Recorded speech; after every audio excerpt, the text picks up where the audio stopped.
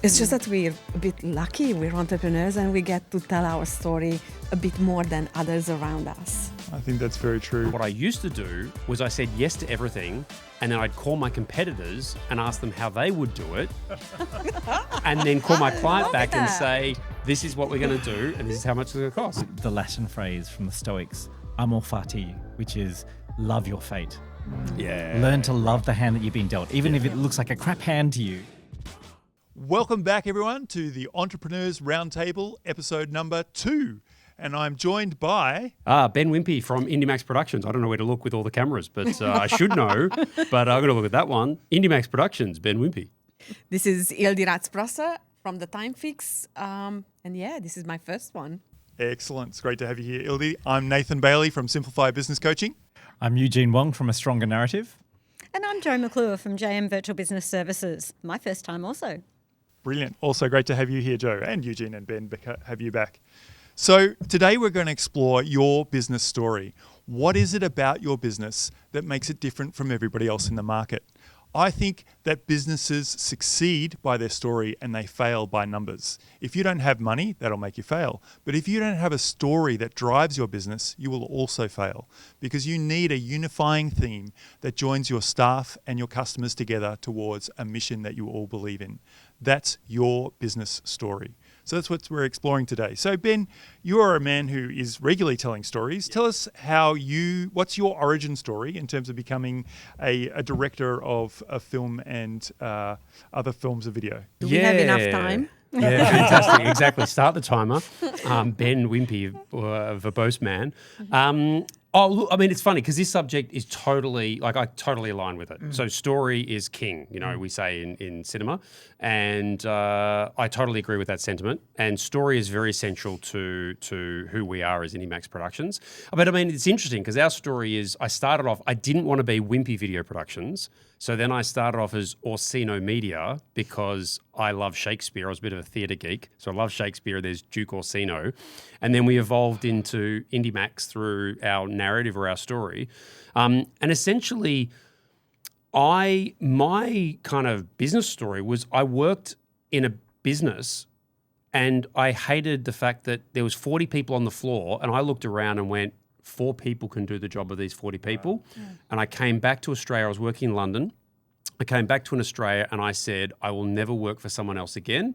And so far, 25 years later, it's still true. Wow. That's an amazing story. And that helps to shape the way that you lead now in the way that you don't want to be like that organization? Yeah. And I mean, obviously other things like I feel like I'm the son of a working class man. And so, dad was very kind of work. It's a sort of like grassroots kind of just get it done kind of thing. So my business story has been very much like figure it out, say yes, work it out later, and I mean, my one little story is that when I started this business, there was no Google, there was no ChatGPT, there was the Yellow Pages.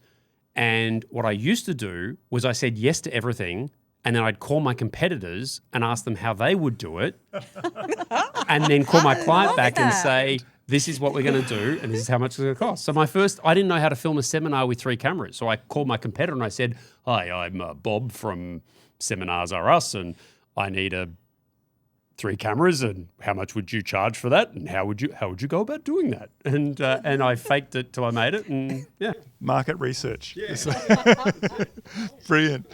And Ildi, you've got a serial entrepreneur, multicultural origin story. What's the story of why you do business? I love it how you call me serial entrepreneur. But it's true. My first entrepreneurial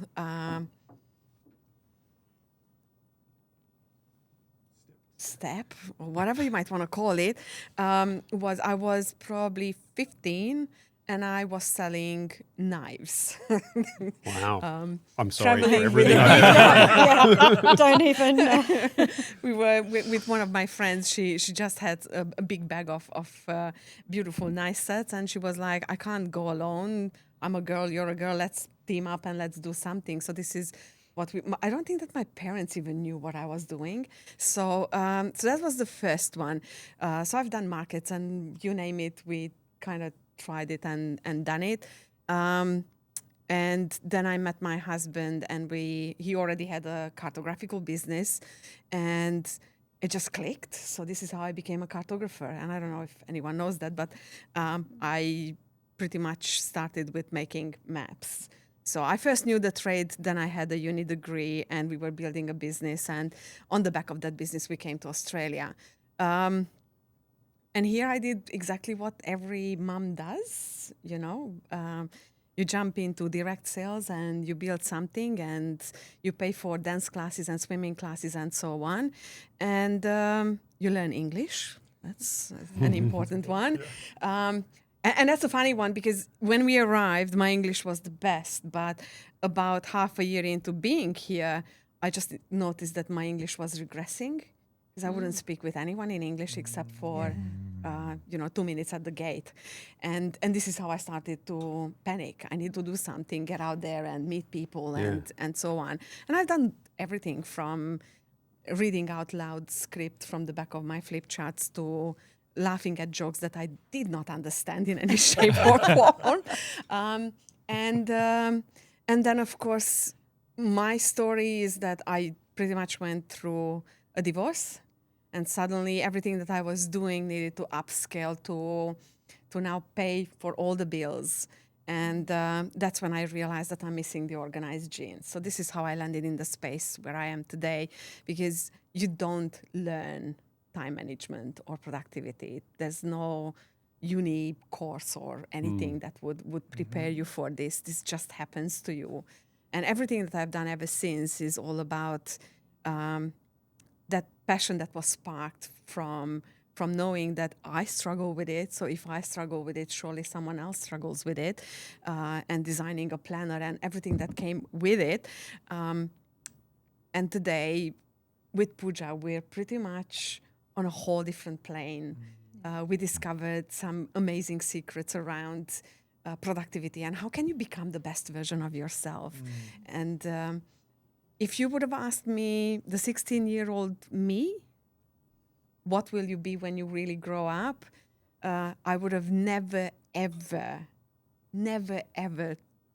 thought or dreamed about becoming who I am today, coaching people, coaching businesses to becoming the best version of themselves. So good. And I see two elements in your story there, which are now a big part of your story in terms of needing to become self-sufficient and also being a great communicator. Absolutely. And I think that's something that you now help other people with. So paying it forward. It's brilliant. Yep. Eugene, we're talking about story. The name of your business is A Stronger Narrative. How did you step into that space of coaching people in the executive coaching space with A Stronger Narrative? I actually really love that all of the stories, they just involve plot twists, right? And my life story is very similar. So my career trajectory was already planned for me, I guess. I had my dream job in my dream firm, and in 2001, September 11 happened. And we were working in a big law firm, and the only people who could really afford us were multinationals. And where are they going to have their headquarters? In the World Trade Center. So we had clients who lost literally 80% of their staff in one day. And if that doesn't make you question why you're doing and you know what you're doing and why, then you're probably dead inside. And so for me, it was just a reevaluation, and I realized I love the work, and you know, this is prestigious and it's challenging, but is this what I'm called to do my whole life? And that triggered the next 25 years of saying, I really care about people, and I want to understand what makes humans tick, what motivates us and helps us to flourish. And if you look at my CV, it looks like a mishmash of things, of working in local councils, working with young offenders and homeless kids, running a theatre company, working with not-for-profits, doing business management, all that sort of stuff. But at the core of the whole thing was understanding the human condition. And if you look at the logo of my business, it shows a whole lot of fractured bits coming together into one story, one new story. And I love seeing how the threads of different parts of our lives can weave together. And my passion is helping people to do that so that they have a more coherent understanding of who they are and how they fit into the world so that they can connect better with other people. Very, very cool. And now as an executive coach, what do you think you're drawing from your previous experience in terms of people being disconnected and, not, feeling lost to now feeling more directionful? Yeah, I think it's very difficult to be a leader or to have a ripple effect on the rest of the world if you don't even understand who you are. But the more solid you are, the more chance there is that when you are thrown into a pond, you have the weightiness to be able to create a decent ripple effect. So I would say, summarising from there, that unless you know your own story, you can't lead people towards a greater story. You can't connect with someone unless you know who you are. Yeah. Perfect. Joe, from, again, a portfolio career serial entrepreneur who does many different things, what led you onto the journey of starting your own business? I guess it started, I grew up in a family of entrepreneurs. My parents founded a public relations company in 1969. My dad was a TV and radio announcer prior to that. So I've grown up with communications and having your own business and the trials and tribulations that you go through in having businesses. Businesses I've had in my lifetime have included a couple of cafes, hire car, this business, drop shipping, you name it, I've done everything. And then I've worked also in long-term roles, and at the end of 11 years at one business, I'd done all the different things within that business and I was exhausted. I needed a break, but my brain was feeling lethargic. I wasn't being challenged. And my health was suffering, so I decided to take 6 months off, which lasted 3 weeks. And I got an inbox email thing in my LinkedIn, and it said, "You qualify to do your MBA." And I thought, yes, I do. That'll get the brain going. So I signed up. As a mature age student, did my MBA at the ripe old age of 48. And it was fabulous. It really changed the way I looked and thought about everything. And if I look back on the businesses I had prior to that, oh dear. The reflections are incredible. But it shaped me into doing what I'm doing today. But of course, once I enrolled, I thought, uh-oh, I've still got bills. I'm a full-time student with no job. And then I thought, well, I've got a laptop, I've got a mobile phone, I've got friends who need admin help. I know I can do that with my eyes closed. And that started my journey. And then JM Virtual Business Services rolled into what it is today. It became more than just virtual assistants for friends and putting systems in place. It became, I was up to a team of 12 at one stage. Not quite that big anymore, but I've learnt so much along the way. We look after more people now because we're more efficient. Mm-hmm. And the learns that I've made along my journey of being an entrepreneur since my early 20s right through, I understand businesses, and when people are, they're struggling to scale, they're struggling to get things done, I find their pain points. I've been there. I've been them. We connect the dots, we automate, and we scale. It's easy. So powerful. I could see, even as you're telling your story, the way that the jigsaw puzzles pieces come together to help other people. Yeah. That's really, really powerful. So Nate, yeah, your story. story. We're all bated breath. Now tell us, once upon a time. I used to work in IT, and I was an IT manager helping to organise the online services for Monash University. So 50,000 students, if you get one bug, there's big consequences. There's a lot of phone calls to the help desk. And one of my favourite parts of that job was when we would explore new territory. And what would happen is I would jump up at the whiteboard and I would draw what was known as a Nate diagram, which nobody could understand if they walked in later, but it did communicate well at the time. And what I found was people have a fractured view of the future. And so helping them to actually see what the future could look like with a clear picture and then drawing a map to get there, a cartography map, there's a breakthrough moment where they feel like, hey, I can actually make that happen. I actually have the capabilities and the insight to get there. I just didn't know what the path was. And so I think in doing that at Monash and seeing that breakthrough moment, I became what I call myself now as a breakthrough addict. I got really excited about seeing that moment in people's eyes where they really felt like, I can do it. And so now I stepped out and ran my own business, initially in IT consulting, but now it's very much focused on business coaching, particularly the growth part of business coaching. So where are you stuck and how can I help you get past that moment of stuckness to really flow in your business? So that's my excited point, from mess to success, from structure to scale. That was my question. So what interests me is how much of it are you in control of your story and how much of it is just falling forward? Because I mean, I'd like to, because I mean, for me, I don't know about you, but every plan that I've had, every idea I've had, it's not that I haven't gotten closer to it, but and I think there's this diagram where they say, here's the importance of a business plan is obviously we're going here. But you talk to everyone and they're like, wee, it's like, it's one of these kind of scenarios where you end up kind of and then something happens and then you respond to it and then you reconvene, you figure it out, et cetera, problem solves, whatever, technology changes, and suddenly you're like, oh my gosh, I now need to change or adapt. We all know that. You're all looking at me when you said that. Yes, I'm down the AI rabbit hole. And the way I describe the changes in technology lately, the last 4 months is like dog years. It's like 50 years of technology change has happened in the last 4 months. What you can do now in AI, even just with Claude and everything that's Anthropic's bringing out daily, you couldn't do 4 months ago. It's crazy.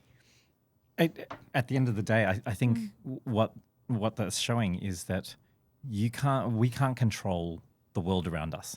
And the world is changing more and more rapidly.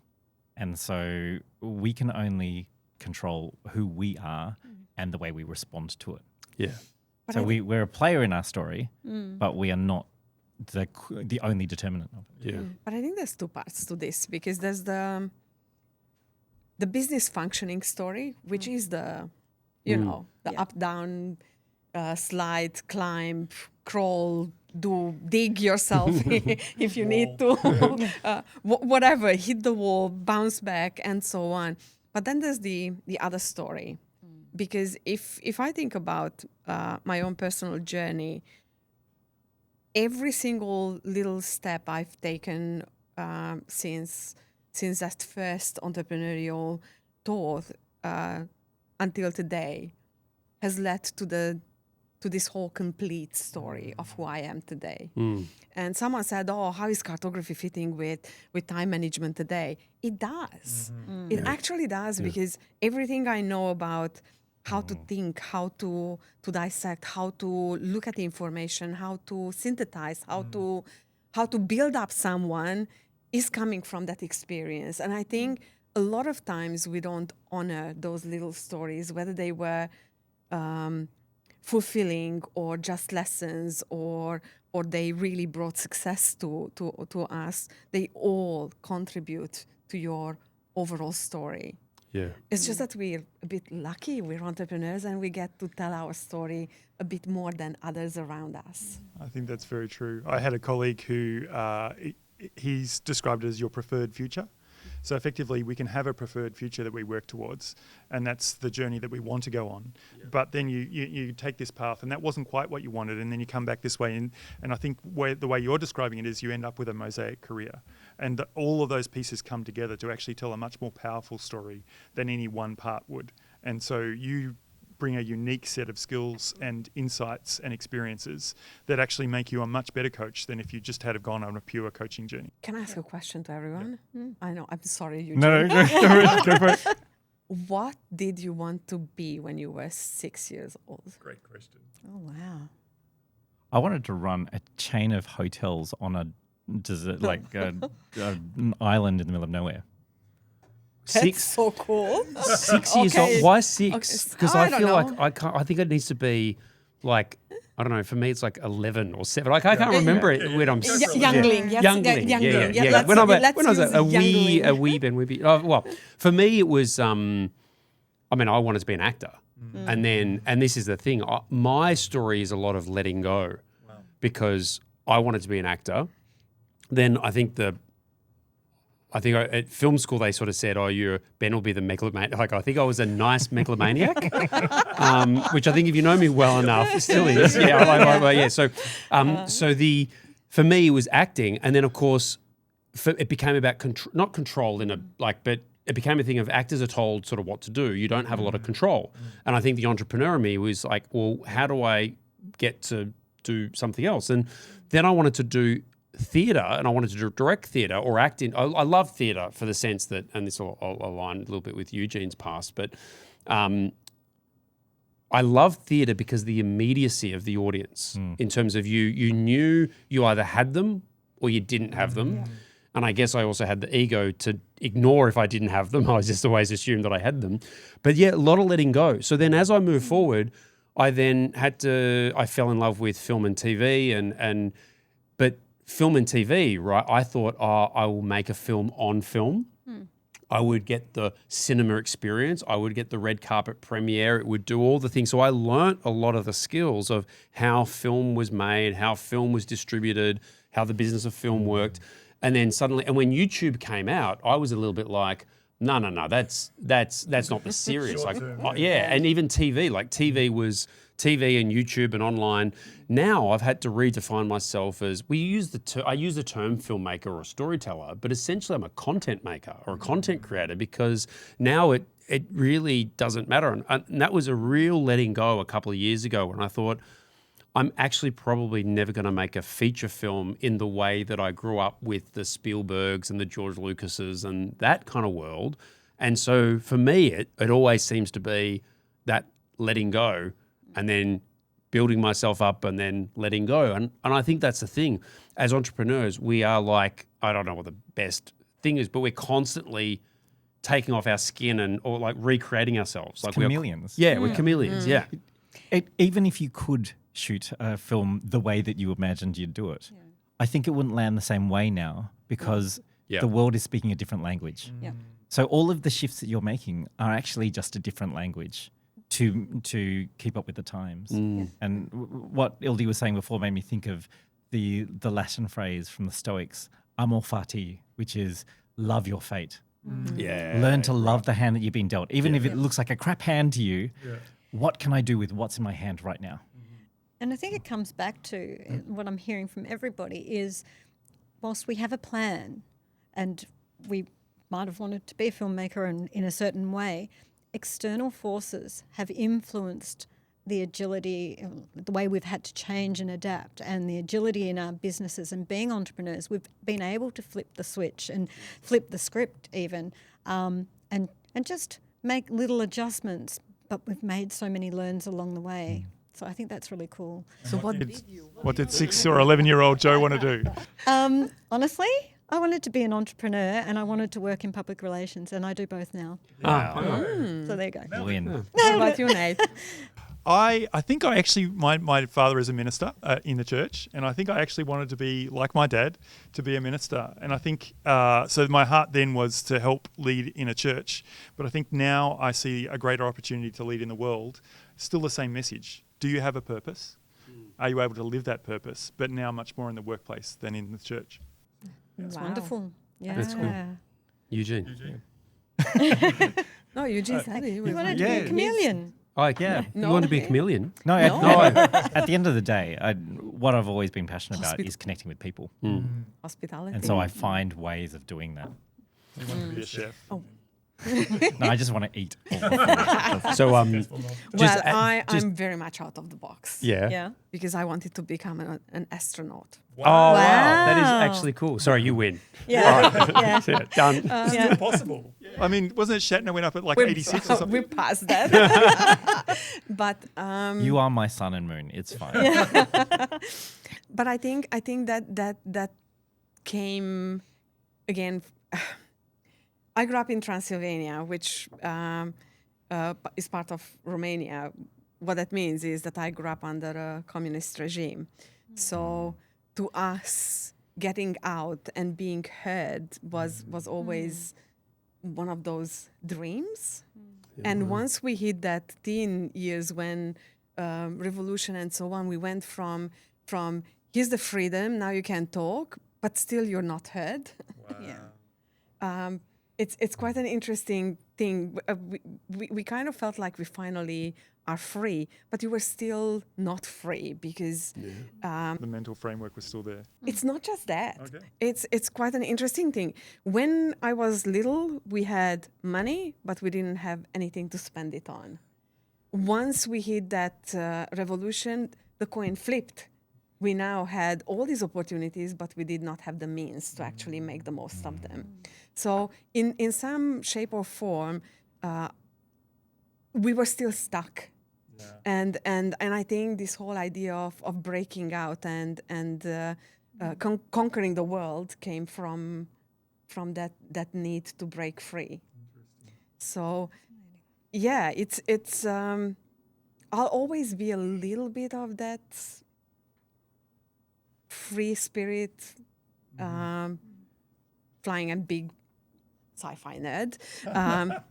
You're in good company. It's what I do today in many ways is in line with that and is in sync with that, because what I help is I help people become themselves and be free, which again, it just made me think of, I did not imagine my life as it is today, but it makes sense. Yes. It's so interesting because there's a phenomenon that, as far as I'm aware, that all astronauts experience when they go into space and they look back at Earth, and it's called the overview effect. That they cease to see the differences between people; they just see the one human race. Wow. And I feel like that's kind of what you do. Yeah. Yeah. You help people to see from a different perspective, Yes. and it unites them because they develop the language to be able to interact and collaborate with each other much more effectively. Never thought about it from that perspective, but I like Yeah. it. I'll adopt it. I'm- Thank you, Eugene. I think the other aspect of an astronaut is that pioneering aspect of, how do we get there to places we haven't been before? Yeah. Yeah. Definitely do that. So I do think that as we grow up, while we let go of a lot of things, we do carry with us little bits that shape us. We just forget to stop and think about it. Yeah, it's good. They teach us reflection in uni these days.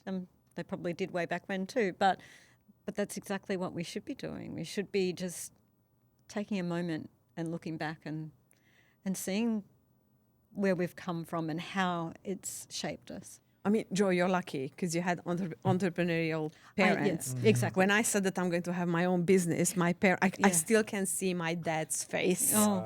in my mind. He was terrified. Of course. Terrified. Yeah. Was like, wouldn't you just have a proper job? Go work at a bank or something Fair. safe.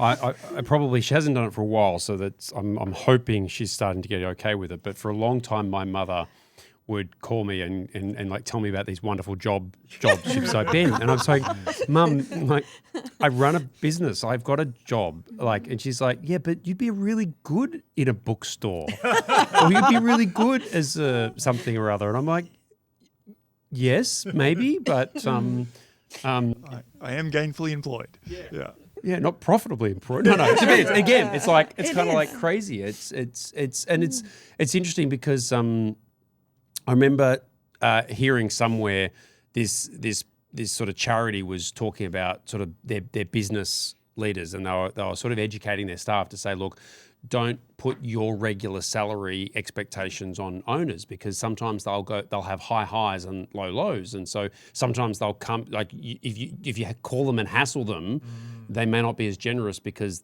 but just trust it. The entrepreneur will come and go, right, I've just now, after 3 years of hard work, I've now had wins, and I can give you 3 years worth of the donations that I wanted to give, but didn't have at the time. And so it's that kind of, we do have those highs and lows. I'm grateful that my wife worked in a Chinese restaurant because a lot of my earlier relationships struggled because I think they never really understood what it was to be dating a small business owner. And, they were sort of didn't get it. Like when I had to work on a Saturday night or stay late on a Friday or deal with things or I was constantly on.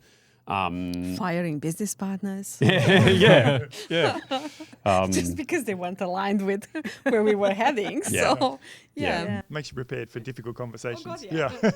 But one thing, because you mentioned cartography, and a bit of a sci-fi geek or fantasy geek, I love the maps in books. Yeah, I used to love Lord of the Rings or whatever. You'd be constantly like going, "Where's that?" And our story doesn't take us there, but I wonder what's wonder all that sort of stuff. And yeah. So building on story, what do you think happens when, because I know part of your work is to actually help people articulate their story so that you can tell it through film. What do you think happens when there's a fractured story in an organisation, that you can't get one strong thread? How do you think that affects their capacity to lead, execute, and then communicate with their customers, which is, I think, the piece that you focus on? Yeah, that's a great question. It's also a very hard question for me. I mean, I'll be honest, I always find a natural... I think I'm good at teasing out a story. And this is the thing that I've had to understand is that I admire engineers. I love engineers because I'm not an engineer mind. I love engineers. I love how they think and they can kind of figure out how to fix things. Whereas for me, I think what I do is easy. But then when I meet people who don't find story easy, they go, "Wow, how did you do that?" And I go, "Well, it just sort of jumped out at me, or it just fell together." And I think again, I think you lean in, like I think I was, and I'm probably, they call me Ben Tangent Whimpey. But anyway. I've never experienced that in my life. No. And then it gets worse when I go on a tangent leads to a tangent of a tangent. But anyway, where I was going with that is that what I find is, I've gone on a tangent, I've forgotten what I say, but I will find it. You're talking about stories and the fact that you find it really easy to pull the thread and pull that story together because you see, I think, what it is that people are trying to say. Yeah, and I found that in the things that I did, so when I started as an actor, I found the audience seemed to appreciate my performance. So I went, okay, I'm clearly doing something that I'm good at. And you take the cues. And I think this is how other people find out, like if you're good at sport, because you're good at sport, you know, we're not all ego driven, but we've got enough of a healthy ego. But when you start seeing that you kicked the 3 winning goals you suddenly go, actually, maybe I'm good at this. And you keep testing yourself and the better and better you get. So as an actor, or as a storyteller, or as a filmmaker, I did something, people seem to like it.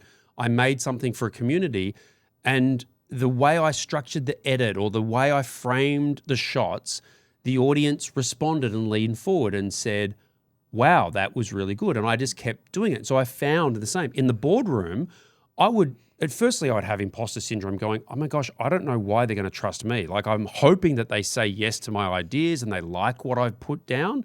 But sometimes you get more and more confident at your strength. If you keep leaning into your strengths, you get more and more confident. And then I'd find that I'd walk into a boardroom, they'd present me with a problem, and I'd get them to just talk. And I'd say, look, tell me what it is that you do. And as I'm trying to understand, okay, and you'd start to use story to also journey them to the final story. So you say, okay, so what you're saying is that you tell a little story. So your client is struggling, and they might say things like this, and they might say things like that. Okay, well, maybe we could lean in. And then they're like, yes, that's you've nailed it. They go, okay, well, maybe we position it like this. And so you scaffold them into story. Scaffold, basically. yeah. You sort of piecing them together because you can't tell. The only condition I have, and I think this is an ethical decision that I made at some point, is I'm only interested in authentic story. So I'm only interested if they've got a problem and they're happy to talk about it and they're brave enough to talk about it. That's fantastic. I think that's great. But if they come to me and say, we want to be like this, but we're not this, I will just say, well, let's just not, like, we're not going to lie, or like, it's no point. Because I mean, obviously in marketing and sales, you can manipulate. I can make any shot do what it wants to do. And a tangent of a tangent is, I remember doing documentary stuff, and someone was saying to me at a party, I was saying to the power of documentary, like if I'm evil, I can craft a documentary to make you look bad. And they said, no, I'm in control of my words. I know what I say and how I say it. And I said, no, if I'm telling the story, I have context. I'll ask a question that you never heard and I'll have you answer it in a way that's completely out of context. And then suddenly they're like, oh yeah. And I said, and we all know this now because of reality TV, right? But that's the power of story, is that you can use it in a very evil way. Like you can, particularly in a corporate sense, I can manipulate people with sales marketing. It only goes so far, is my experience. But I can do it in that bad way. But I choose to lead them down the path of, well, what's the story that we can tell that's authentic and that you need to tell right now? I'm sure You're using your power for good. Yeah. So he uses his superpowers for good, not evil. Can I just divert it a little bit? Because we're talking about people's story here. But I think there is a business story. And I think especially you, Nate, probably are really good at extracting that other story. Because we all have a why, we all have a driver, and we are all charismatic and we can all convey our passion. But often our passion is not necessarily reflected in a similar way in that other story, the numbers story. Yeah. What's your thought on that? Great question. I think people often have a view of their business. So I think when you're growing your business, there's a bit of siege mentality. So this is all the stuff that's in front of me right now. And so my perspective gets smaller and smaller as I focus on the very basic numbers of can we make payroll and, oh my goodness, there's a tax bill and those kinds of things. But when I sit down with people, so that usually there's an urgency story, but there's also a bigger reason. Why did you start this business and what kind of business do you want to have? So there is a dream, I think, behind it. That then, as you start to shape that, it's a bit similar to what you do, Ben, in terms of pulling apart the bits of the story that they haven't yet told and saying, okay, so you're in this part of the journey, but if we put in these couple of steps, how would your story feel then? And does it resonate with you? And they're like, oh, yeah, that is my story. And so I think part of it is narrative. Here is the story that would be more compelling for you. And then part of it is structured with numbers to say, well, what are the steps between where you are right now? So if you're getting 20 grand per month in payroll, what does it look like to get 25%? What kind of customers do you want to choose to get that extra 5 grand? Do you just want the same as you got now? Or is there a particular kind of customer that you really enjoy working with? And would you like more of those? Because most businesses, when they first start, it's like whoever we can get on board. But as you grow, you start to realize, hey, when we work with this kind of customer, we get great results. Whereas when we work with these kind of people, it's really hard work and we don't get there. So I think the numbers help you to tell what's working, and then the kind of intuition helps you to tell where you should go. I think Joe can tell us another story on that, around what the process story is. Most of us do struggle with that story, that's for sure. Yes. So processes, I can just see where the gaps are. Can I tell you a secret? You're the only one who can see that story. Oh, really? Okay. Most of us don't. It's the same sort of thing with I like engineer minds, because I can't think like them. And so when you see someone who can sort of see and I'm a very big picture person, but I'm not good on the details. Whereas I see those details and I can see where they just don't connect. And then I see what people do to try and make them connect. And often it's well, we've always done it this way, but how about we just add that onto there and that onto there and that onto there, and eventually that will connect to there, and then there's lots of little breakages, and then it becomes too hard. And business owners and senior managers and what have you all get very frustrated and overwhelmed. And it's like, well, actually, no, let's just simplify that. You've got 3 connectors here to make this happen, but we can just make that one directly connect with that and make it happen. Yeah. So from an architecture, I guess, process architecture, for me, I can see what works and what doesn't, but it's only because of my experience of experiencing what it's like to be their customers or to be in their position doing those things manually or whatever. Yeah. How do you choose which of those? Because you would see like 4 or 5 gaps at once. Yeah, the process architecture. I really like that thought. Yeah. So how do you choose where to start in terms of those? Like there's a process architecture in your head, and then you can kind of, once you've mapped the territory, choose where to start? I think it depends on their priorities. Mm-hmm. So we have to think like we're part of their business. We then think, okay, we need to do this because that'll save them time. Then they can get on with doing more of the revenue earning tasks or whatever. So we look at their priorities in that way, but also we do look for quick wins for them. Nice. Yeah, so we find what's going to give them back the most time in their day, what is going to make everyone's life easier. What do they really hate doing that really doesn't need to be done? Let's eliminate it. You know, we might just have a half an hour chat with them on a Teams meeting or whatever, and we might find that they're doing 3 or 4 things in a day that they just don't need to be doing anymore because it's putting information into here and then into here and then into here. But I know from the systems they're using, that can just happen. And then I say, click here, click there. I tell them how to do it because I know how much that's going to help them, and it's just something I can show them how to do themselves. So, yeah, we look for the quick wins, but we also look for the priorities so that they can get on and do what they really love doing and more revenue earning stuff. I love that what you and Ben do is actually very similar, but with very different skin on. Yeah. Right? So you're both making links. Ben, you're making links between ideas, you're making links between numbers. But it's in the links that the meaning is found. That's where the narrative is. Yeah. With basic facts and figures, you know, all of our quantitative research, that can all be manipulated depending on how you chop and change them in the same way that you can make someone look like an evil villain, right? But I can make to be able to read the gaps between that and to show how, well, if instead of linking this to this, you could link it to this, and that's going to shift your entire way of operating. That's freeing to people. And that's actually inspiring for someone who would be stressed about looking at their balance sheet or stressed about their bottom line to be able to reinterpret their business. And often I can see that they might be using 3 different programs to do what they need to do, and they might be paying, you know, $200 a month for all of the licenses. Often there's a program that does it all, and it's $65 a license or whatever that looks like. Often there's cost savings immediately there. So yes, there might be some immediate pain with getting a new system in place, but it's going to be worth it in the long run. I find it's interesting in terms of 2 thoughts. Is one, I call it creative intuition, but you would each have your own intuition. You have an intuition, you know, as a coach or as a leader, you go in and you intuitively know something and then you start digging.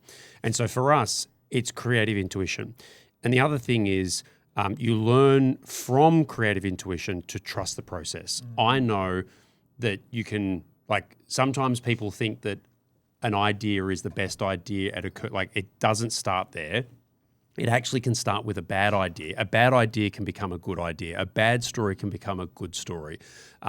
Sometimes there's a craft, there's a process. Sometimes it's it's actually harder to start with a blank page. I find it much easier to actually either take things away, like give us restrictions. Like some of the best way to start telling a story is going, okay, I've got a guy. Okay. All right, what if this guy has no arms? Like you suddenly take things away and suddenly it gets interesting. We can say, okay, well, then it limits us to certain storytelling or certain directions. Like if you put this guy in space, well, now you got the rules of gravity, like no gravity. You suddenly got these incredible ways of doing things. So sometimes, you know, a client's trying to throw you all of this stuff and you're actually going, it's actually simpler. We're just gonna start here. And really, and I mean, in marketing and advertising, they would, keep it simple, stupid. They just go, you can only sell one thing in 30 seconds or one idea, keep the one concept simple. But all that idea is, again, you just trust the process. You just go, okay, let's start. And then, eventually you're going to find something. And then it's also a little bit about, don't worry about it, that it's an ugly duckling to start with. Don't just be okay with the fact that it's a bit, we talk about this horrible. We talk about killing your babies, in terms of creative narrative. You sort of go, you got to be prepared to kill your babies, which I'm probably now going to get in trouble in some way. I don't know how, but this is probably going to burn me. Killing your perfect ideas. Yeah, killing your perfect, exactly. Yes. Killing your perfect ideas. Being willing to kind of go, Yep, now throw it away. And I mean, a lot of script writers and even authors do this. They'll write 1,000 pages and then they'll go, I'm going to do a blank page restart. Yep. They throw it all away and they know that the best ideas will come back if they're still strong, or if the character will start telling its own story, or whatever. But I also think that there's this is where partnerships come in place and shape the story, because while I came up with the original idea, without Pooja we wouldn't be who we are today. Yeah. We wouldn't do what we're doing today.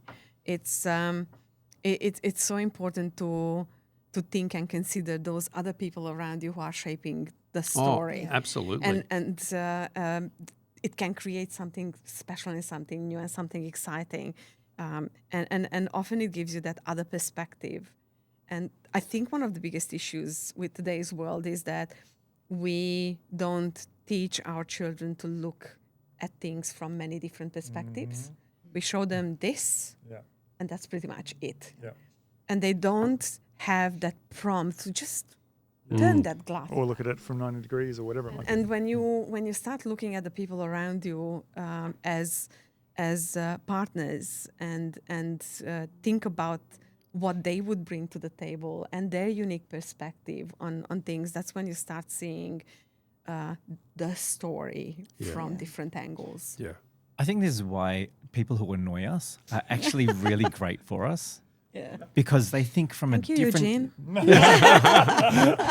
This is why I love you. They think in a completely different way. Yeah. And it creates all these issues with the way that we communicate and the way that we fit together. But if we can persevere with that, we end up being multilingual. Yeah. Or we can create our own new language that is mutual. That's really powerful. It's helping each other to reframe a story. It's almost like cinematography. I'm going to take this from a different angle, and I notice that from this angle, the light and the shadow is completely different, and it makes it much more interesting than what I was always used to. Yeah. And that putting yourself out of your comfort zone is another way of growing, I think. But also it's not necessarily interesting. Sometimes it's just pure challenge and nothing else. I do think, to come back to the what you guys have just been saying there in the creative intent, I think each of us has a gift to find the heart of a matter, and it looks different with different perspectives. And so that's our creative intent at work. But then, as you're saying with Pooja, when you get two people partnering together, each of you can see the heart of the matter from a different perspective. And that's where I think the multiplicative power comes from is... It's what I refer to as a social gene pool. Yeah. Yeah. So we're used to... we're unique around this table because we are the only partnership. So it's just a very different way of looking at things, and you learn to equally consider the other person's unique strengths and adopt them and adapt them. And it was so interesting because the other day someone asked us to do two separate pitches, and we were like, how? Because it was just we think so not similarly integrated. Yeah. That everything that we bring to the table is pretty much coming from our unique strengths. So separating that now and talking separately about one or the other story, it was just for a brief moment in time, it was frustrating, it was difficult. It took us a couple of hours to come up with a tiny little 30-second pitch, just because everything that we do as a partnership, we truly integrate it as a partnership and we think about it as a partnership. And I think the micro lesson in that is that we often have teams and we don't think about our people as our partners. We sometimes think about them as tools. And because we think about them as tools, we end up not being able to tap into their full strength and their full power of adding the best to our story. I think that's so beautiful. I think that's, for me, you've just defined synergy. So 1 + 1 = 3. And I think that's the ideal workplace, is where everybody feels essential. Like if I don't turn up to work today, then we won't be able to get the job done because my bit actually is just as important as your bit. Absolutely. And so I think when we create that kind of environment, we're actually inviting people to give their all. So often in this workplace, it's like, you got to do 110%, you've got to work really hard. It's like, well, I'm grateful to have a job, but I'm not sure I'm really going to give my all to it. But if we've got a shared mission that we're both in together and you really value my contribution and I really value yours, then I'm way more likely to want to be able to give, above and beyond. My new reinvention of myself is like I'm so grateful for my team because the reality is I get a lot of the glory. I get a lot of the congratulations. I get a lot of the, which comes from my team. So I've learned to be far more grateful to say, hey guys, whilst I might be the one that on social is holding the award, it's got the selfie, it's got the photo, he's turning up to the event and all that sort of stuff. I'm very mindful now that, and in the past, I think I sort of had this probably an idea of, not that I was not grateful, but I did have this view of, people are just a resource and and if that frustration that, they don't understand my side of this and they're not, and I used to have this kind of justification of going, well, when it all said and done, I'm the one that goes to jail or I'm the one that goes to court. And that's kind of like a complete dismissal of their engagement. And I've learnt to be kind of a lot more, grateful, to be outspoken to say, hey guys, and because it's good for me in the sense that a lot of the best ideas come from the most random places. So many times and I have this thing which, because I grew up, I wasn't I used to get really frustrated because I was always the last picked on the team. Sports team, right? Yeah. So it'd be soccer, and it'd be like I'd be sitting there, and I'd be like, "Come on, pick me." And not that I'm horrible at sport, I'm just not the jock, right? I'm not the classic kind of tall guy who's looks like he's and talks sport, wears sport, da da da. But then I'm a very strategic mind, and I would always be one of the best contributors on the team. Now I wouldn't be the best player, but I was the best contributor, and I would always think, great. I might have kicked one goal, but I often contributed to the goal. Like I kicked the ball that went to, like I set it up, saw the gap, kicked it to that person. Or sometimes when I found this thing, sometimes it was the unlikely thing. You kick it to the kid who's unlikely to kick the ball into the goal. And kind of, I don't know, the odds were always in your favour. Like you'd kick it to the awkward kid who then end up kicking a goal and everyone would be championing. And so then I kept thinking, okay, Tuesday they're going to pick me on the team. Like they're going to see my contribution. And of course they didn't. They never, because, Whimpey is a name too. Like I'm not built like a footballer. So it was always a bit like, and we'll pick everyone else. Oh, we'll take Ben. Fine. But it is, so you sort of, the ideas can come from the most weirdest places and you need to be listening because sometimes you're in a boardroom and you can sort of see the dynamics that everyone's sort of queuing to me as I'm being brought in and everyone's queuing to me that we don't listen to that guy there. And then I'm kind of going, well, actually, that guy's got a really interesting perspective. And there's always the political part you got to play within company dynamics and whatnot. But it's so I've tried to be as open as possible because the quiet kid in the corner could end up being the brilliant brain or has just that says one thing at the end of a meeting. You're going, okay, you just nailed it. I don't know how your brain works, but you just nailed it. You've got the summary story. Often that brilliance isn't captured with the quantitative analysis. Yeah. It's all qualitative, right? Yeah. So you might have been a great contributor, but you might never have scored a goal. Yeah. And people don't realize that. So it takes a really good leader to be able to spot that in advance and say, I'm going to pick people who don't look like they are the greatest because I see how it all fits in. It's kind of like if you're making a soup. People go, oh, well, this is the main ingredient of the soup. Sometimes a sour lemon or a bitter gourd is actually incredible in the context of the whole soup. And it adds an extra kick that by itself you go, oh, that's disgusting. But but with the rest of the soup, it elevates everyone. It's not the hero of the dish, but it made the dish. Yeah, and this is one of the issues that we're facing in society at the moment. After 50 years of the hero's journey being woven into every part of our life, where the model of the hero's journey is there is one hero and everyone else is a bit player supporting them. So we're all a bit narcissistic now. We don't think about the impact that we have on everyone else.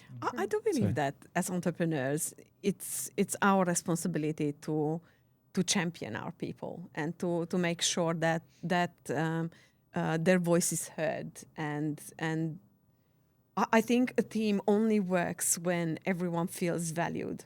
If there's even one person who does not feel valued within the team, that story is broken.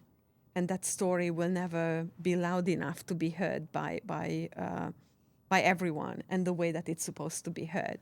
And when I say teams, even if you don't have a physical team, as in staff and so on, nowadays you can't make it without having a tribe around you. Yeah. And I think championing everyone around you is of essence. Yeah. Without that, nothing will happen. How fast you learn this lesson? Oh well, that's everyone's, own little journey. But when it comes to the younger generation that enters the workforce now, they actually expect it. They expect to be heard. They expect to be integrated. They expect to have their moments. They expect to be valued and supported. And I think that's a very tough lesson to us, the older generation who grew up with the head down, bum up. You just need to do what you need to. The right to speak. Yeah. You got to earn the right to speak and so on. So I think it's a very different way of thinking about people and business and the purpose of the business. Yeah. And if we sum it up, the story of your business, right? I think so. Yeah, I think the challenge between what Eugene is highlighting and what you're highlighting is that there are people who are individually very strong, but they're not necessarily willing to share. They stopped at the 2-year-old age of development, and but I think what you get then is a dysfunctional team in exactly the way you've described. And so I'm reminded of the story of your exercise that you do, that teams collaborate on, and the manager who was watching, who thought their team was really well balanced, but when they saw the exercise conducted, they realised the team wasn't balanced. And I think that's the risk for us as leaders and entrepreneurs. We do speak confidently. We probably are one of the first people to speak, and we just assume everybody else is on board, following along with us and contributing and being heard. Keyword is assumed. Yeah. And so I think this is the gap that we need to say is, what would it look like if you had a voice? What would it look like if you could contribute to our team freely? What are you thinking about, Joe, that I haven't asked about to actually make that the sum of the parts work? And how do you lead from the front? Yeah. When a team is all working, it's kind of like grains of wood or something like that, all pointing in the same direction. Yeah. But when one is out of kilter, when it's pointing in a different direction, that's a point of weakness. Yeah. In it. Well, Yeah. that totally is, right? And a house divided falls. So this happens all the time in businesses. And the focus on the star players is so heavily weighted towards them for people who like their glory run that it creates the opportunity for a fracture. Yeah. And that it just means that if the pieces aren't interlinking, you can't get the synergies that you otherwise would have. Yeah. It's not just a case of, well, that's a problem there. It's everybody's productivity, everybody's well-being is affected by this. That's why I love escape rooms. Because Right. whenever I've done escape rooms with a group, I love them. So you always get someone in the team that's sort of just there. Yeah. They're not really, I'm into it because I'm into games. I'm a bit of a dweeb and geek and whatever. Nerd? Geek? I'm not a nerd. Nerds the smart ones. They're like, I'm just a geek. I just like the stuff. So anyway, so you're in an escape room, there's 5 of you or whatever, and you get to a thing then someone sees something that you brought the person, maybe they're, I don't know, they're the girlfriend of the friend that's sort of been dragged along. And there's a challenge to move forward because the clock is ticking. To move forward, she has to smell the difference between lavender and strawberry. Now, I don't know the difference between lavender and strawberry, but she's the only one of of our team that is, which moves us forward. We're like going, if it wasn't, and she'll walk out, or that person walks out and says, "Oh, you guys did it all," and we're like, no, we would have been there for 15. We would have lost. The timer would have gone. The bomb would have blown up. Whatever. If you didn't move us forward. Now it looked like we were doing all the heavy lifting, and we were doing all the little mini puzzles and finding the things, and da da da. But it was that moment that if you weren't there, we wouldn't have been able to move forward.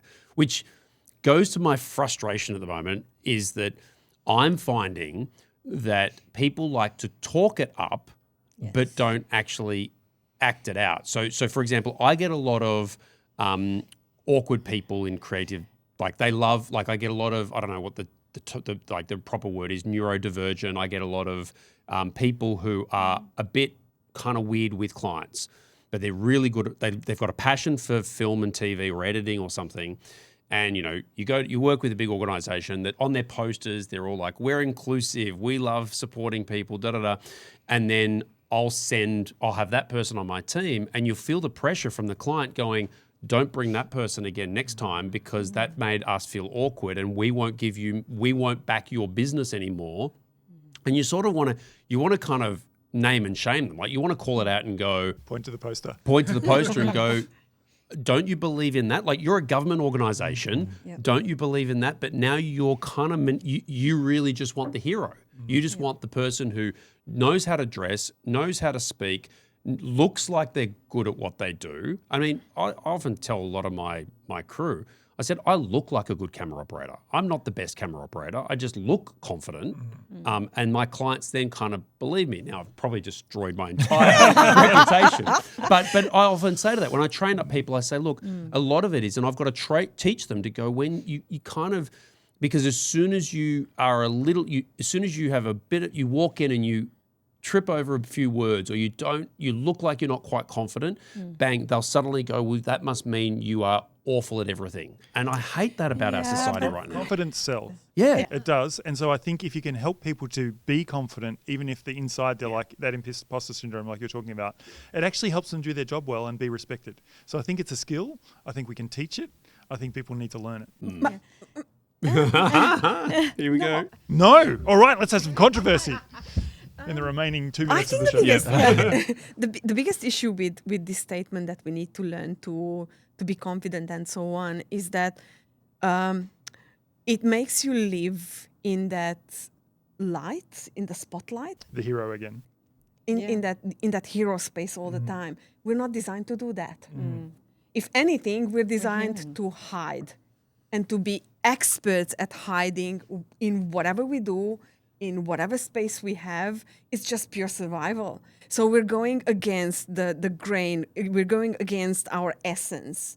So when we push people to step up, to be in the light, to constantly speak up, we expect them to have that idea right now. In all essence, we're taking away their creative juice, and we're taking away the chance for them to really, truly find their own path to the solution.